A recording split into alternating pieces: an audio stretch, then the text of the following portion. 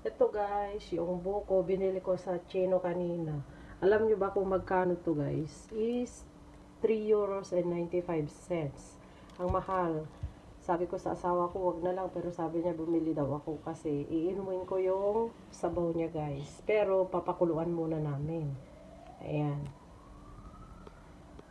3 euros and 95 cents. Fresh ito guys. Fresh buko juice. Ayan o, sabi niya fresh. Ayan. Ayan guys, nagpapakulo na rin ako ng tubig. Tapos pag mamaya, pagtanggal ko ng plastic ng buko, lalagay ko na dyan para kumulo silang dalawa. Ayan. Ayan guys, buksan na namin yung buko, fresh buko. Ayan, tanggalin lang yung plastic niya. Ayan, kumuha ako ng gunting para mas madali yung alis yung plastic. Kasi pag kutsilyo lang, mahirap. Napanood daw niya yan kay Dr. Atoy. Ano siya? Kung anong pangalan ng doktor ngayon, Atoy ba? Natanggal na yung ay, ganyan. Sige, lagay mo dyan. Yan, may Okay.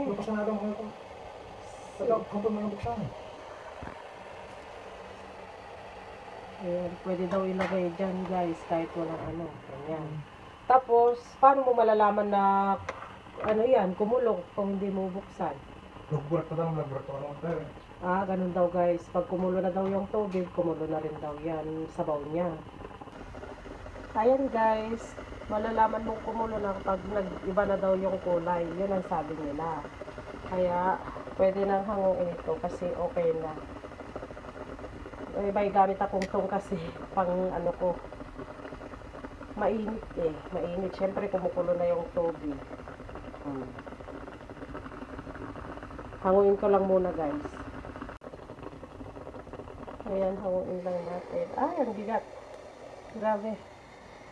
Lagay natin dito. Saka natin buksan. Ayan oh. Kita nyo kumulo na guys kasi umuusok-usok na. O, diba? Ayan. Usok is real. Kita nyo yung usok niya guys. Tapos, ito naman guys, yung ilalagay dito para masipsip yung sabaw niya kasi may straw siya dito. Oh, yan. Ilagay ko lang. Then, saka nyo i-push. Ayun. Ayan na guys. Andyan na yung sabaw niya.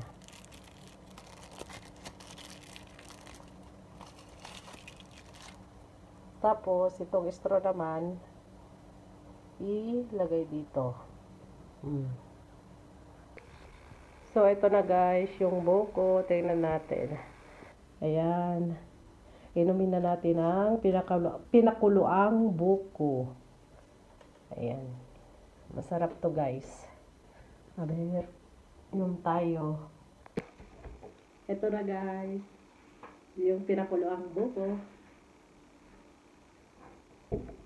Oh, diba? Medyo mainit. Halika, tikman natin guys. Ang refreshing. Masarap siya. Pero alam mo guys, para sa akin, mas masarap pa rin talaga yung hindi siya napakuluan. Pero syempre, kailangan natin itong inumin para sa good health.